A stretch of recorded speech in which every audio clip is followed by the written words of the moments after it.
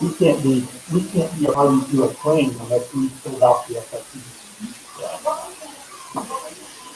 Good morning, we are live, so whoever's streaming, make sure your questions go in on the right-hand column, and I'll check them periodically. So today we're going to run through, once everybody gets in the next few minutes. Everybody's grabbing breakfast right now, but we're going to run through the brand new seller's real property disclosure. I think it's been updated in 11 years or something like that. And so that's new. And then I have Driggs Title here. Lorene Sines is going to come in and go through interpreting title reports. So if you don't know how to read one or how to red flag title reports, they'll go through that. And then how to interact with title officers when you do have questions over title.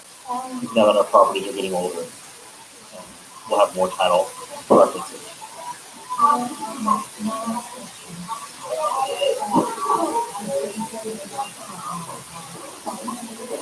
Leads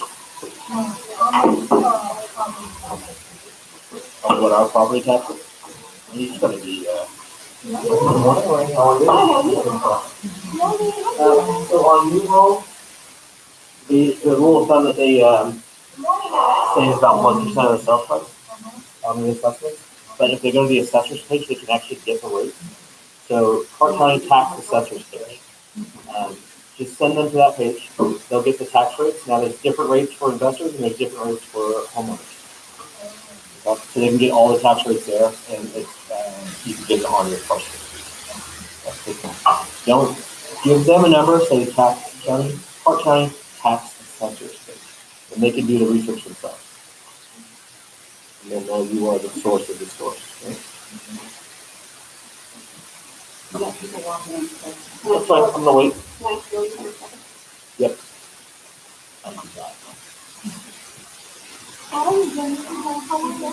Yeah, how was the weekend? Oh yeah, I still don't. I really like it. Yeah. What I ask you, is it still people just I don't know for the independent about them, so right. Right. I don't know if the problem that they just understand like several years. So I mean, and the salary, am I right? The price of thinking of your house is worth more than it really is, and it's not really, right? You're out of it, you're business. And then another thing I think from just to those who are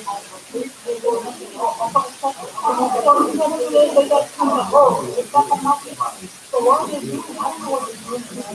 Wow. That's what it's on.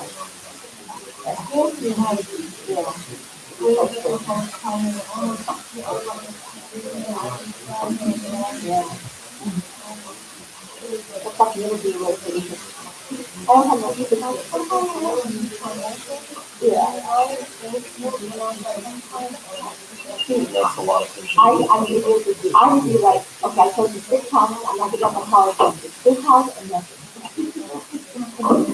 That's why I never do the time today. Good morning. Guys ready to go home? I know, right? There's one time I had in my heart to go back. Really? One day I went there, 3 people, and then the other day, like, one time I was in I might have made people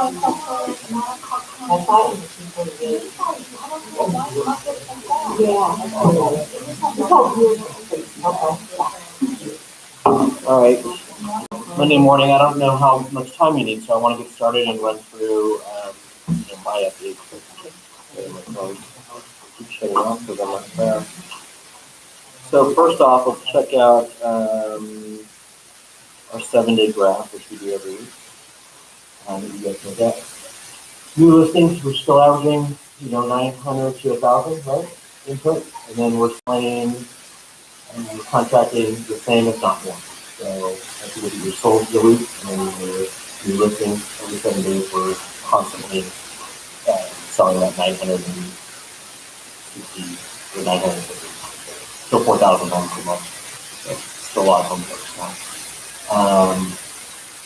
I was doing this during overpricing. So keep that in mind when you're pricing listing, that we need to kind of stay within our realm of pricing, because I'm making a lot more price increases, which is given because all summer we're multiple bids, 10,000 over, 15,000 over, so why not price it, 3 to 5% over the value. So now seeing that come down to our regional range for fourth quarter. Any questions on Market Watch? This is always in your right-hand corner. If it's not, I throw it up in the right-hand corner and just watch it every week. So every Monday, you wake up and see it. Otherwise, you come here, I give it to you. Seller's real property disclosure. So this was updated from the last legislative session. So they passed the legislation on it, and then it takes them a year to enact it. So this is our new SRPD form. So the law that changed was that a seller's agent cannot be held liable for filling this out. What that means is, hey, seller's agents are not supposed to fill this out. So what did they change on this? If you look on regular property address, they added a seller's agent shall not complete a disclosure form regarding the residential property on behalf of the seller, and then they cite the law right there. Number 2, what they changed is a purchaser may not waive the requirement to provide this form, and the seller may not require a purchaser to waive this form. So this is a required form, if you guys do not know. So give it to them when you're taking the listing. Say, fill this out. I can't do it for you. It's the only form I can't touch. You can. Yes. How about this LLC investment? Send it to them. And so, sometimes they don't know all these Out of state, out of country investors don't know a lot. It's your job to explain it to them. Yeah. Foreign investment, real property tax, seller's disclosures for Nevada. You're the Nevada agent. You need to let them know that this needs to be filled out and you can't waive it, even if you've never lived in it. This is a required form for the state of Nevada, and you have a Nevada license. You're a state of Nevada licensee, so you have an obligation to have this filled out. You can't fill that, but you have to explain it and give it. So the other change on it, so everything's about the same. It needs some updating on some of the stuff, but I guess more the merrier because it can just be non-applicable. But so that you're covered when you're explaining this, page 4 and 5 run through NRS 113. So if you haven't read NRS 113, I would encourage you to read through NRS 113. The most important aspects of this is if you lie on this, the buyer can go after the seller for 3 times the damages. If it incurred, whatever's incurred. If they lied and they knew their trusses were broken and said nothing's wrong with their trusses, but they've had 3 handyman repair gigs and you bring in an engineer after you close on it, that's 3 times the damage. So that's one of the big scenarios. Second, they put 2 arrows on page 4 that highlight the law that was changed for this revision. And revisions at the bottom of our forms are always at the bottom. So if you guys have any, concerns, when you guys print them, it's always going to have your name, the company you're with, and the phone number. And then at the bottom, you can check which revisions you're doing. So if you have a whole bunch printed and you're pulling them out of your file folders, I'd suggest just going to our digital formats so that you're always using it correctly. Okay, so this is revised 9/2/2020.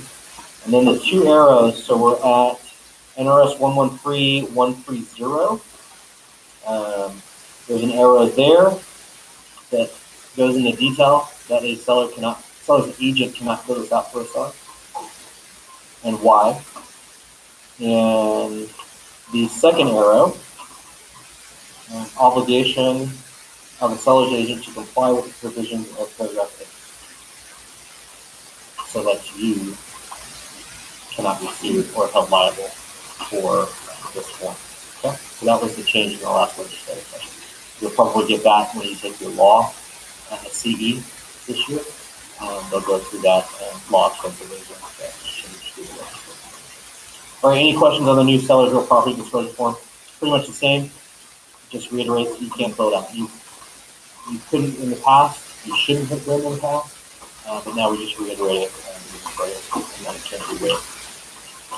Okay, so we have today, because at request from previous classes, preliminary title reports.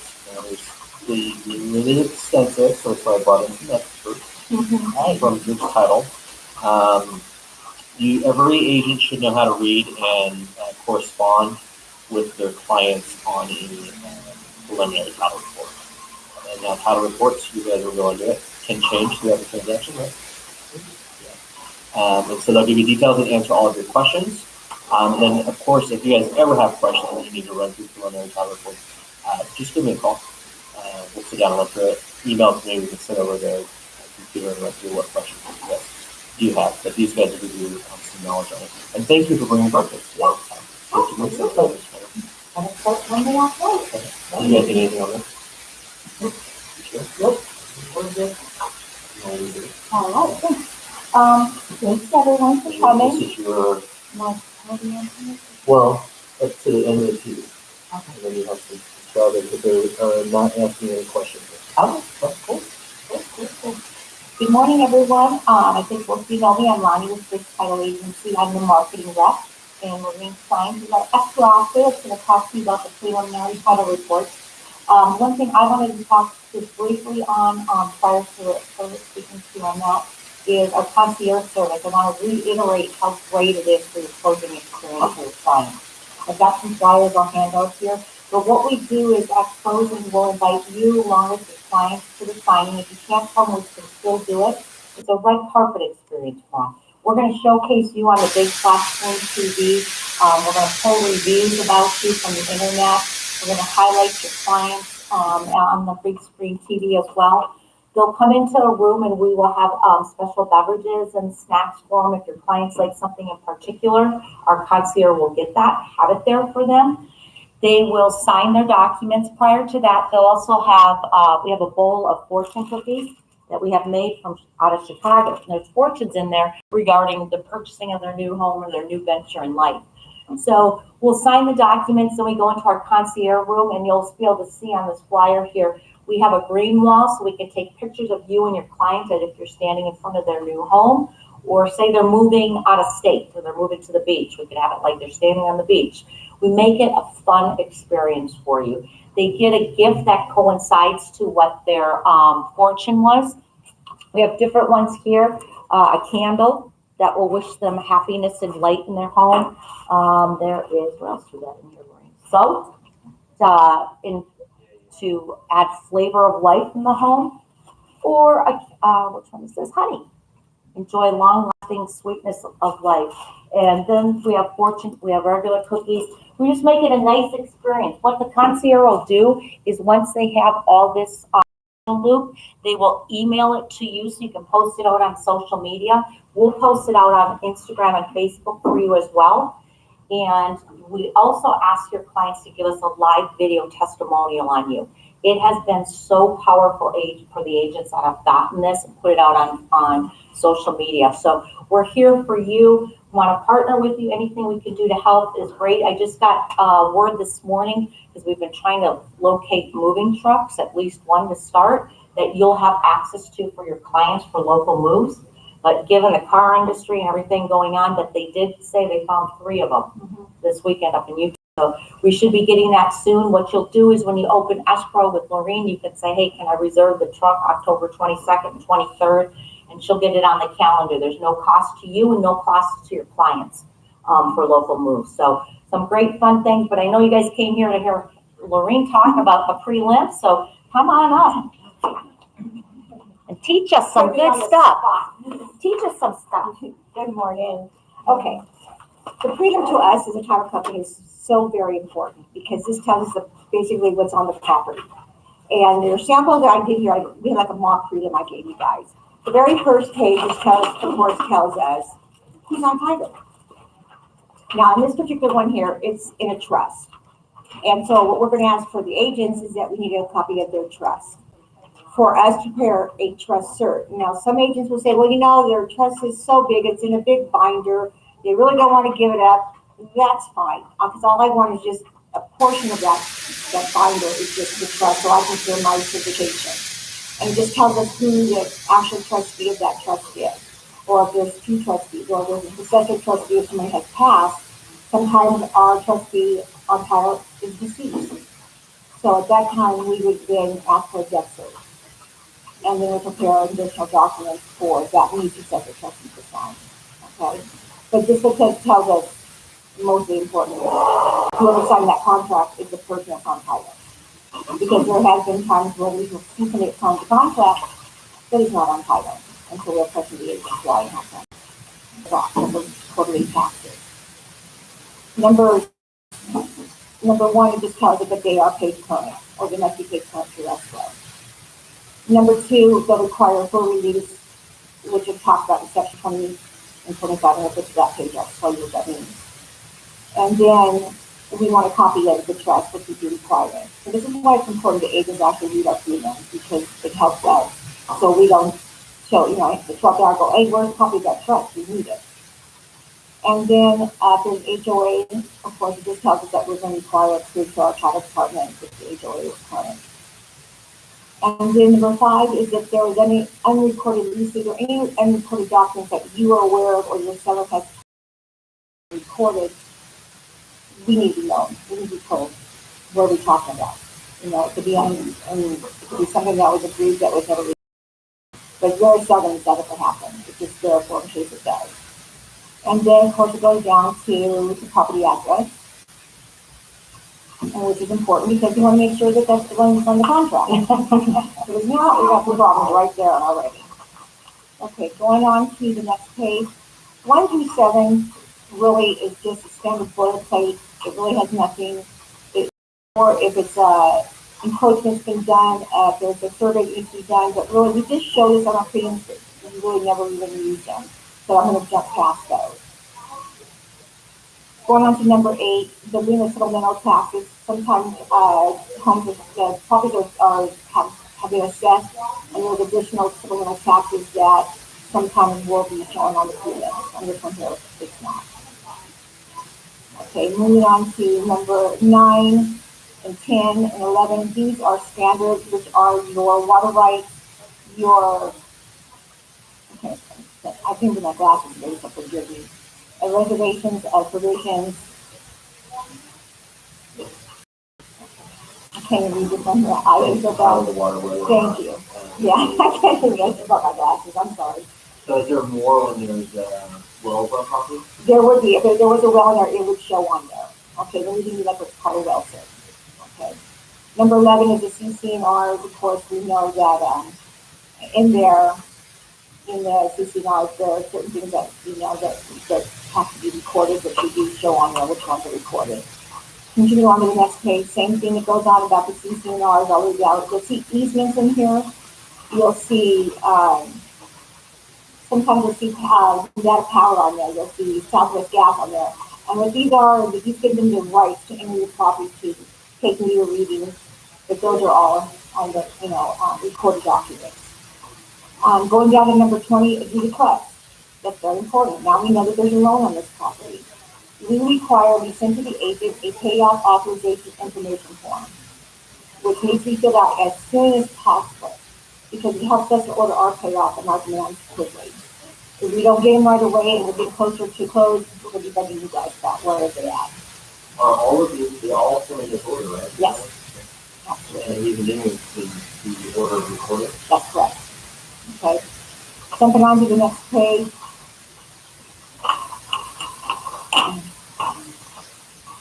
We show that there's a lien for public services. Number 21. Okay, obviously they've not paid their trash bill. So now there's a lien on the property, and of course we will order that automatically with your public services. You don't have to worry about your client doing anything. And of course they will sign off when it comes on this payoff that we have from the demand statement. Now, number 22.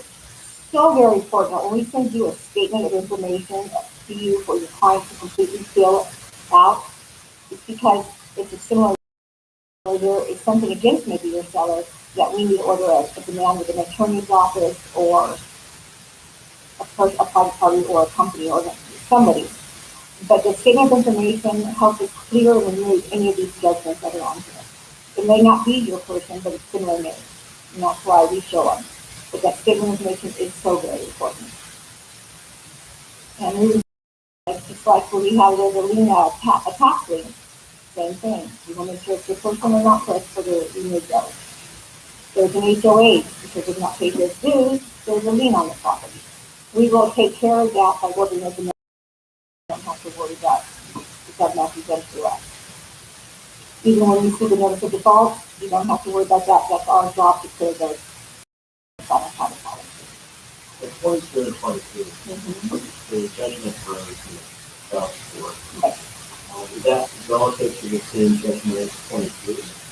Nope, it could be totally, no, It could be totally different judgment. yeah, because they're recorded, the recorded document numbers or the instrument numbers, they're different. It's because they re-recorded a new one, or there's now just money that's owed. So they went and they recorded a new lien or a judgment for child support. And it would just be in relation to the property owner. That's correct.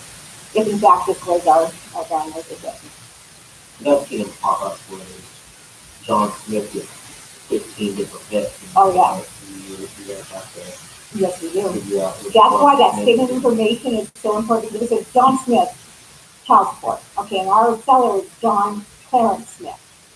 Well, we need that social security number, because when we send to the DA, we have to send each individual with a copy of that actual judgment showing this is our party or this is not our party by using the social security number. Because that's what they, at the DA's office, go off of as a social. And so it's so important that, we eliminate that particular judgment upon agreement. Okay?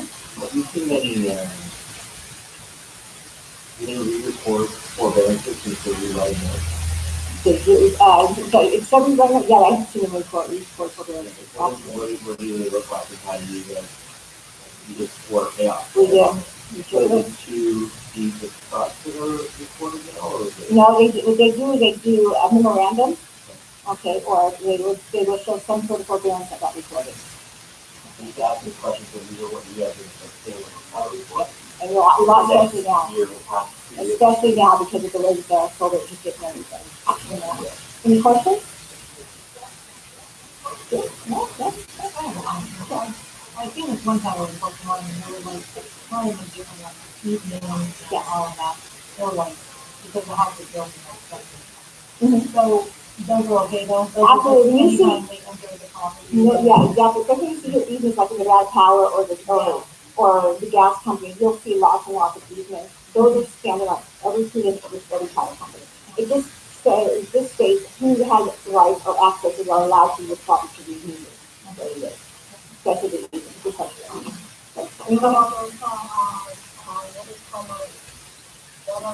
The water rights, if there's water rights, if there's actually a well, and if there's a well there, then we do the well served. The water rights is like, or even if you dig, it talks about you dig so many feet, if I guess the city takes over, or if there's any claims for oil, or I think the only ones on commercial field, you dig some feet. But with water rights, same thing. Any other questions? No? You got more questions? Yeah, I almost got that door. You try to help them. So if it's truck, you want a copy of the. Well, if they don't have one, we'll prepare ours, okay, and which is fine. Because sometimes sellers don't like giving up their trust. They don't want somebody reading their trust. They're kind of, complicated, prefer not someone to see it. So what we say is then, if they have a trust cert of their own, we'll take it. If they don't have one, and they're willing to have a copy of their trust, then we'll prepare one. Of course, it does not get recorded, just let you know. This is just something internally for us, for each title company. So if we don't have to, that, this is, sort of like that, taken to the street, and shows that owners have aged out, usually specifically, they do funds that have been, granted the power to act as trustees. Are the other trustees of the trust? Our court stated that the people, impacted. Okay. Okay. So that's not justice, you need a copy of that as well, right? Most definitely, and we'll need those letters from the doctors showing that they are incompetent or incapacitated, that they are not able to, sign. And so, yeah, we need that backup document so much. And in the beginning, so we can have all You the. can justify this now, just whatever, what you know it's all about. Right, but if they're not, if they're not deceased. No. Okay, but they're incompetent or they're not, they're not able to sign on any real estate transactions. 2 letters from those doctors will need those. Anything else? No? Okay. Please, notice the default. Oh, ARD, So you go to the HOA for the default and Right, and I think that it's correct, absolutely. we didn't require anything beyond just a payout. It were From the HOA, say it was, it had to be thrown in the valuation you're talking about, on the payoff, if it's through the collection, if you guys run to the collection company, Red Rock Collection is representing the HOA. Everything on there would show the violations, the fees, the fines, it all shown up payoff. and we get that through the command of the Correct. Because sometimes if you see these signs, it could be someone just a throw a wall. Or these like we're talking about too. Something to do with the community. Yeah. Red flags as far as local looking at Right, and we give you copies of those demands too, especially the HOA when we see violations on there. We let you, I do personally, I kind of highlight that and let the agents know this is the reason why this HOA demand is so higher or is higher than usual, because they have violations that they've not corrected. And then at that point, it's going to be back to the seller and the agent, are they supposed to correct this before we close escrow? I mean, is this something that we need to be concerned about? Is this something that you should hold off closing until this violation is completed? Between that, HOA is going to be more charging on the balance until Right, it's not liable. exactly. We've been finding these, we know that there's a closure. We've been finding that for years and they haven't fixed it, and then all of a sudden, we the ones. Right, exactly. So that's why we think it's really important. That's why you have this in contact to review with us and looking at that, kind of falls within the separate due diligence part of it, and having the background. Right, and we won't close, I'll bring the SRPD. yeah, Just as I didn't read about this, and all that. So your buyer has, the way you go out or not, is maybe the SRPD. I don't think I've ever seen that. They have you doing on the title report after the SRPD input. We're looking at. yeah. Definitely, because the violations to us is something that we need to know about. Is this going to hold up the closing of escrow? Do we need not to close until this particular violation is fixed? So it's really important that we are also kept in the loop what we're supposed to do. But when I see violations, that demand immediately goes to my agent because it provides me what I need to do. You would normally pay it out. From the proceeds. Absolutely. If the seller's not giving us proceeds, then you're not going to be able to clear the title closing. Absolutely. Correct. I won't close until we know, the word value to do. If it's negative $2,200, we obviously can't close that contract. And ask for freedom too, guys. Yeah, we do those. And that, we're happy to play on that. Oh, absolutely. We can listen to them all the time. But don't hold it face to numbers email for either one. Right, we'll be happy to do that for you. And good clients I want to bring to, good clients can't come to my office. I work Monday through Sunday. I do evening signs, and I don't charge like I go to their house. If they're local, I ain't going to drive to corruption. If they're here local, I'll be happy to assist good clients on their schedule. Okay, like I said, I don't charge. No, since we're like tying in SRPD and the title, that section 9 always where you need to have your, if you guys aren't too familiar with it, section 9, you always tell them to slow down. Because that goes over the easements or shared property walls, unpaid assessments, that type of scenario. Especially if they're capital buildings. It's the reserve report and capital building actually that walkthrough, where you've got 2 years of an assessment of capital bills for road utilities. But thank you for coming in and running through that. So we can have the title report we can send you. Oh, so I'm moving from 40 yards to how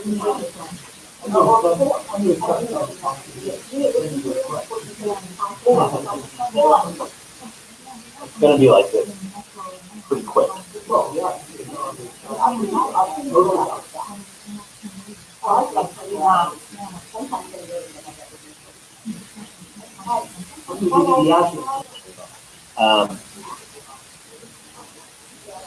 What does it come with? Your escrow instructions, your preliminary title report, your receipt of earnest money deposit. Take a glance at it, just because you never know what's going to pop up. The big things are the judgments for child support, and those follow people and they post them on their houses. And you never get that, right?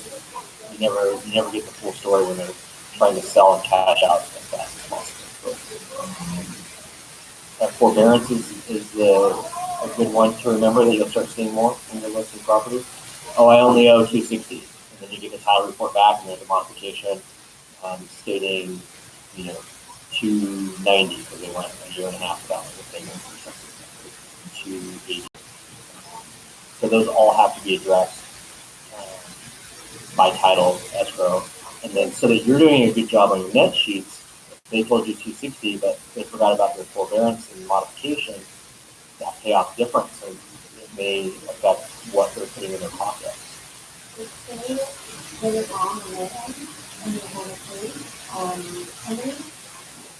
What do you mean overpaid?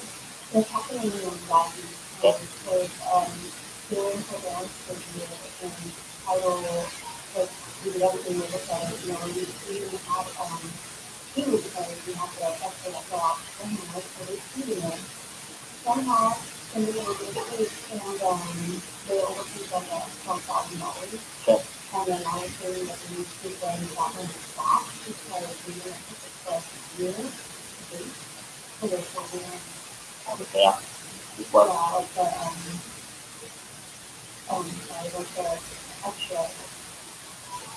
Yeah, they okay. So when they overpay, when that goes to the bank, generally that bank has to cut the seller of that property that money back because they gave the escrow company the wrong payoff. So it's a bank error. Okay, so my father was pretty for them. We like go and check the profile quality and send it to our television. And then something that they use for the postage that says put it in there and you can provide it to them. So the seller owed. The seller was in for the minute and then got the money at the point of house, the Yep. money. And then I'll probably say, we oversee you guys at $5,000 a year for it. So they got a different demand, so they closed. They went over the number, they got the demand, but instead of putting in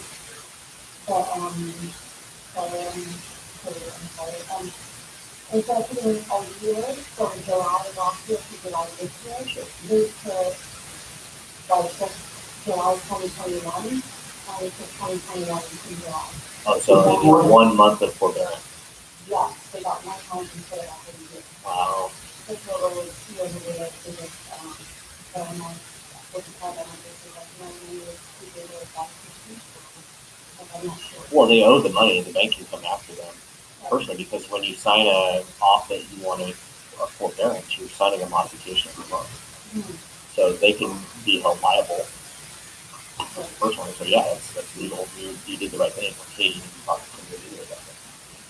But the bank should have given them the correct payoff also. So there's two at fault. If they know that they owe $12,000, then you pay them $12,000.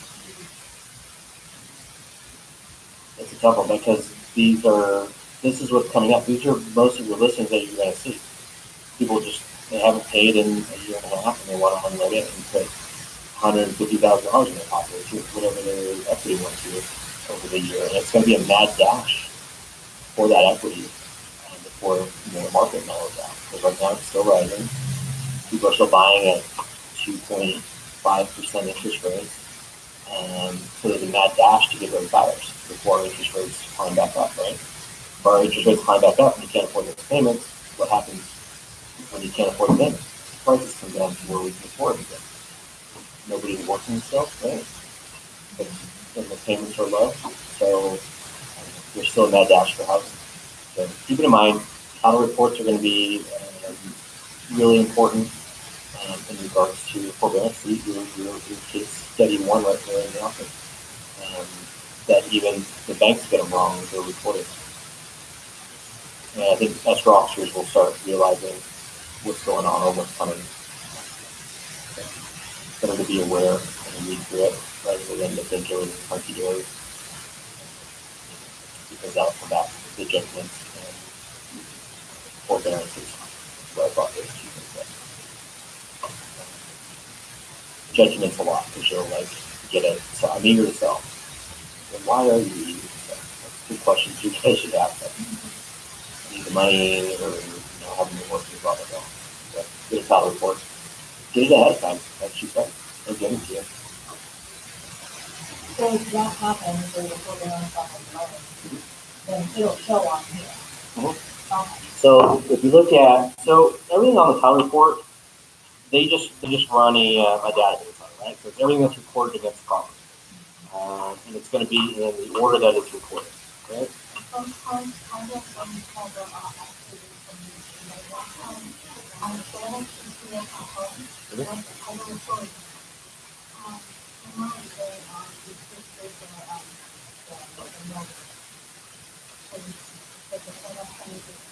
Yeah, they didn't reconvey it, right?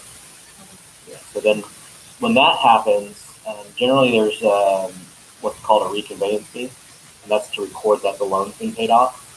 And if the owner of the property thinks they paid off their mortgage, like they have, the last payment, sometimes there's fees in order to record that it's been paid off.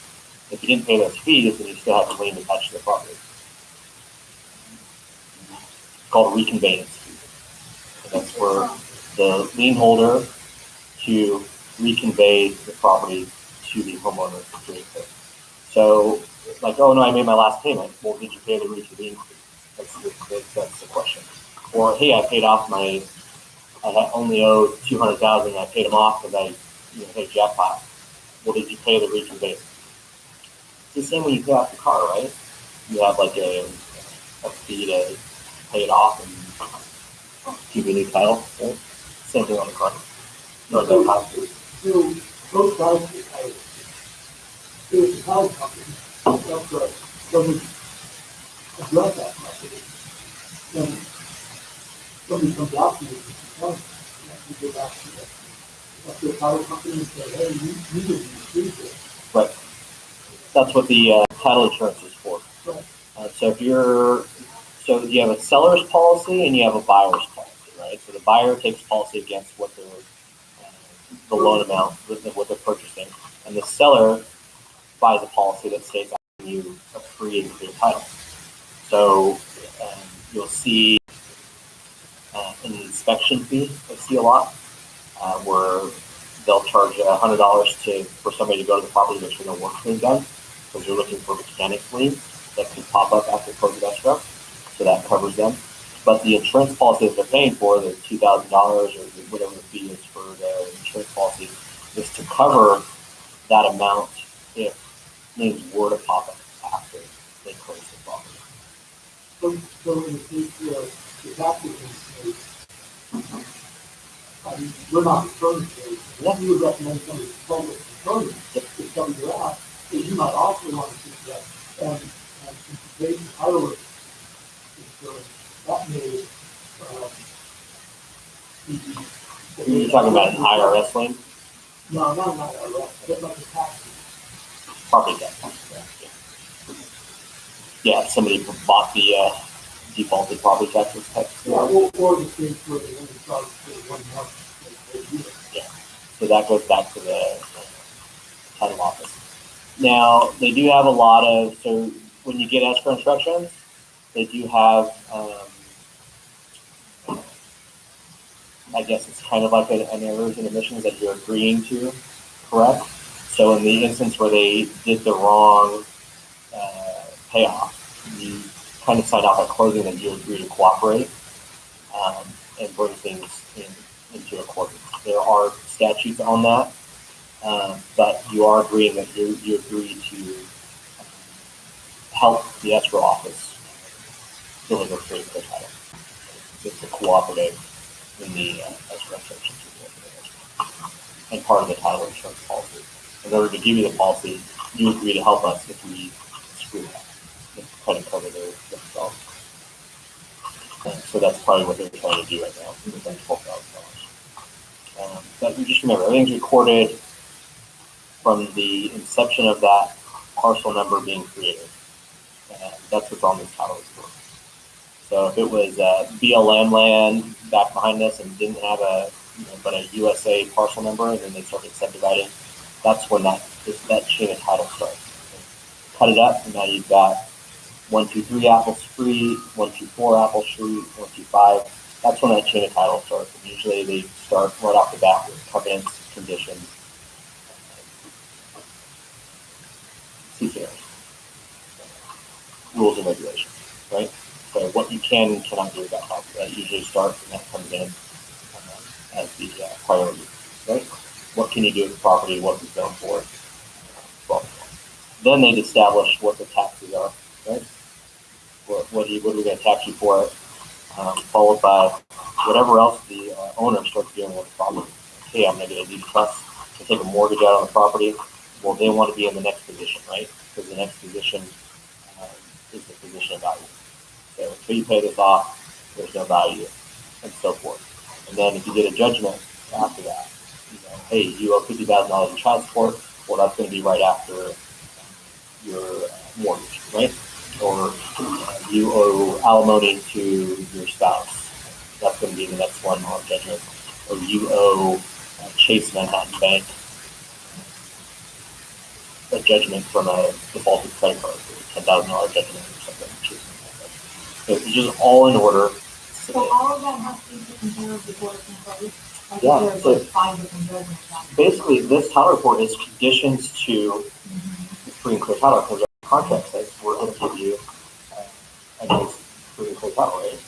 So subject to And it's more or less on the property. yeah, well, because you're giving them insurable title, right? So it has to be insurable. If the title company says, hey, I can't get insurance on it because of X, Y, and Z, that's when you have to go start shopping for someone that will give you title insurance. For instance, HOA limits. If somebody bought the property through an HOA foreclosure, there's a lot of title companies that will negate giving a policy on that because they want a chain of command. So you've got to go shop for a company that will give you a policy against it. If somebody bought a property for $25,000 that was paid during the foreclosure years, a lot of title companies wouldn't give you insurance on that. Like, no, you can't transfer that because it's still a lien, and we're not going to insure that. So they're all basically liens that just need to be addressed, and that's the importance of the statement of information. The first thing they give you when they open escrow. Who's the seller? What's your payoff? What's your bank account or your mortgage number, so that we know that we're getting about a payoff. So without this being clean, you guys don't have a transaction. So this is a very integral part of your contract, even though it's a whole other department doing the work, right? They're clearing title, that's what they're getting paid for, so they can sell you that insurance policy for $2,000, or and they'll get the escrow fee for $500. They want clear title, we're going to handle the funds for you, but you need to be aware because a buyer can come back and go, well, what's this and what's this? And if you don't know, what's being done on it, then it's just flag it, pay escrow. Can you check with the title officer on this? We don't know what this means or what it is. You'll see it in rural properties with meets and bounds on the legal descriptions, because sometimes your meets and bounds will come to the middle of the road. Now you've got a shared property.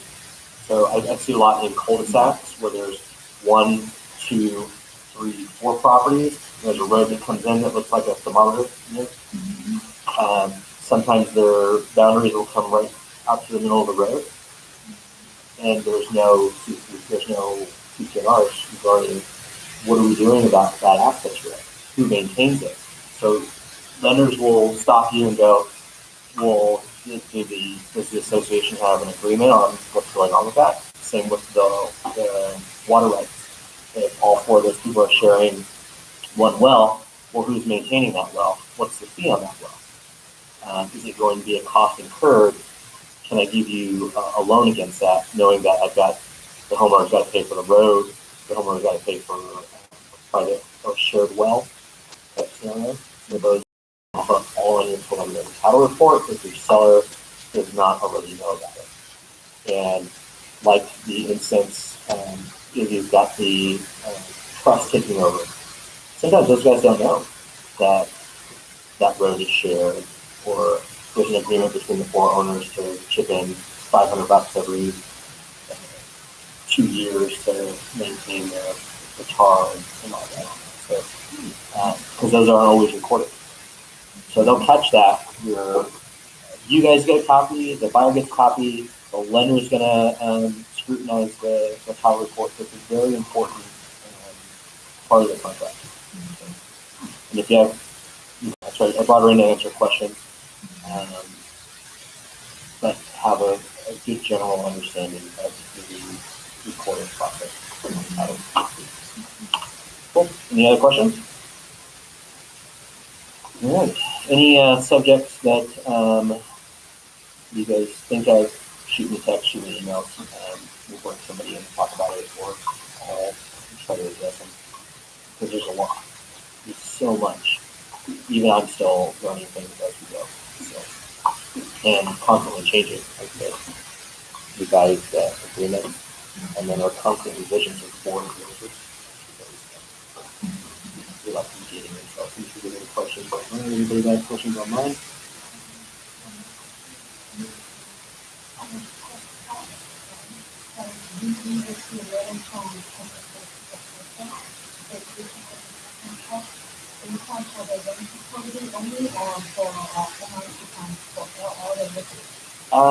The cap on the tax assessor's page, the annual cap, yeah, that's going to depend on how they answer the question. So a lot of times the assessor sends out this little postcard that states, right to the property. Do you own the property? Are you a tenant? And those get sent back. So if you're investors, they just need to realize, like, hey, you can't say that you live in the property and get that special tax rate, because they're going to check up on it. And if your tenant fills it out and says, no, I'm renting, guess what happens to your tax assessment? Your 3% cap now goes to an 8%. So they'll follow up on that. So make sure that they, are doing the right thing when they fill out the form. Usually at closing, that's how it's recorded, like an investment loan or a non-owner occupied property investment. But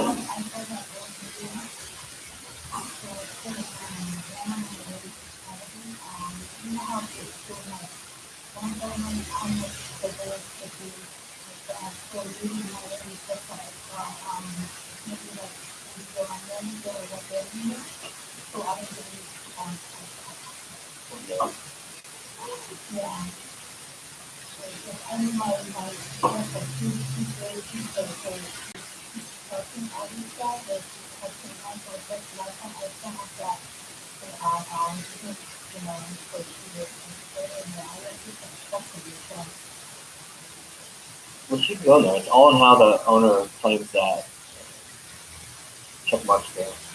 How do you want to be taxed? Does your cousin live there? Does your family member?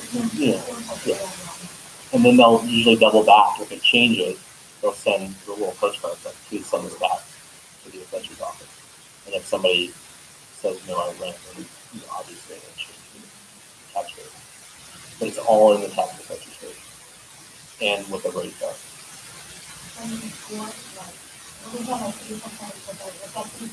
That's the cap. Yeah, so if you live in the house, I believe it's like a 3% cap annually. They can't increase it any higher.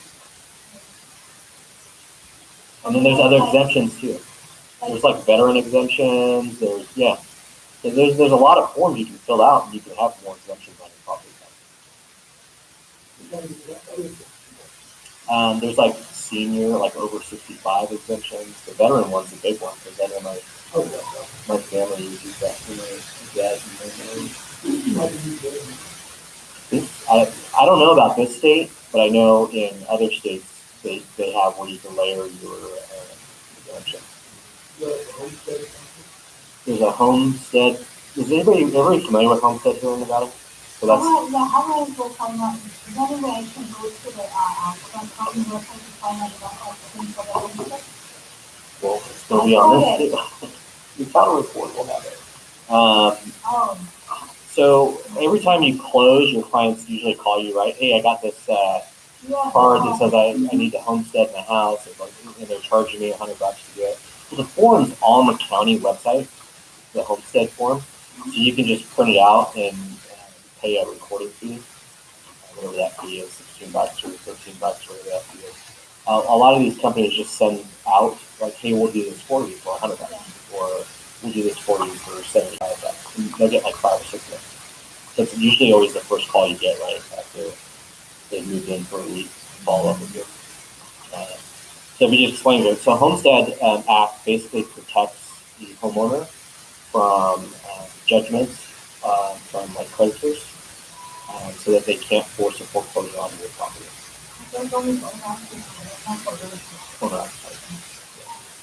So if you defaulted on credit, they want a judgment against you, they went all the way to court, want a judgment, it would prevent them from forcing you to sell that property. That's what a homestead is. So they can't make you move out and sell your property and pay off the debt. What's that? 500,000. Is it 550? So it's pretty big that they can't force you out of your house and make you homeless for their $500,000. Yeah, after 550. Right? 550. It states it in the exemption. But that's the little pink notices that they get. People trying to do it for them and making it a quick buck. Store that little, it's actually Park County Recorder's Office / Homestead. You can just say, here's the link, here's the form. It costs a lot less if you want to do it, but that's the simplest way to explain Homestead. And those also appear on your title report. If somebody has a Homestead recorder. You have that? You'll see one. Same with the forbearance one. If you guys open them and read them, you'll see them. Because that's probably the number one thing realtors don't do. They don't read this title report. They'll just forward it, and then they'll upload it into the system because it's a requirement, right? But if you open it and read it, you'll start seeing the homestead exemptions, the forbearance, the loan modifications, and you just get an understanding of that property. And it literally takes, it can take them more than 20 minutes. It shouldn't take more than 10 minutes to run it for a red flag. Some escrow offices red flag them for you when they send them to you. I don't know. I think lawyers might do that still. Chicago might still do that. They red flag, hey, this is the stuff that we have to identify. But everything that's in there is a commitment with exemption.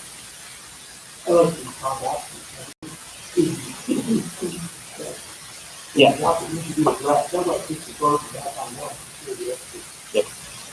So that I can relay it to my clients. Do you see anything that you guys need?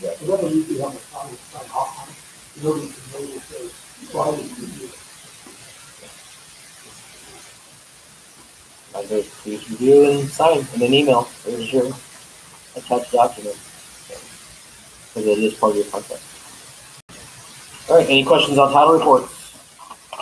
All right, we'll come up with something really interesting for next week. Go list them and sell them, right? Forbearances are up. Evictions are coming due, right? Once everybody got their money. And hopefully everybody's going back to work. It costs $20 an hour at the California Fish Grill over here. $20 an hour to work a counter job shuffling fish and rice to the public. Right? $20. And vision, dental, medical, pet insurance. I was like, I texted my son, I was like, dude, $20 an hour plus these benefits for a non-management position. Yeah. I know. We'll fill the form today. I did notice a lot of emails this weekend from builders. You know what that means, right? It means we need you back. I saw one that was like, bids are due by Thursday. I'm like, you wouldn't be emailing me if you did me bidding on a new home. So, market is pausing. New home sales will start offering you guys positions. I see it coming.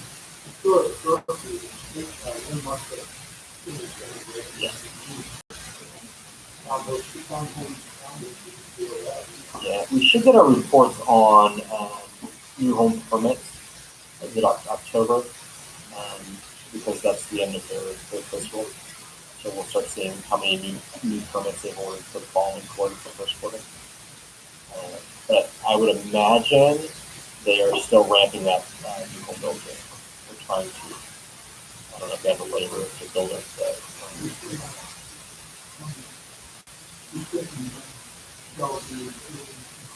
yeah. So that's slow, but for the first time ever, I saw in probably 3 months, 4 months, that emailed me on the weekend that, hey, I've got this inventory available up here, I got this inventory available up here, and I just follow these builders northwest, west side. West side, not so much, I think they're moving fast, but anything northwest and north, they're starting to advertise that we need help. Other thing that this week that occurred, Lennar Homes is only giving you guys X amount of $100 or whatever referral fee for the credit commission. Double check the MLS, because if it's in the MLS and there's co-op, we can force their bandit and make them pay it. We've already done that. So just double check the address, because sometimes they put it in there. They don't know, because there's like 5 or 6 agents posting in their form, and they don't keep track of them all. So if they posted it and they were cooperating agents and there's a co-op, you can force them to pay it. They're posting on their form, cooperative. Okay? So that's one thing from this week that we forced a 1% commission versus a $500 referral fee. They paid the referral fee, we saw them in the MLS, and forced them to pay it. So double check the addresses, and even though it's new, double check them in the MLS, because there might be a commission at the bottom. Cool. I believe that is it. Thank you guys for coming. See you next week. All right.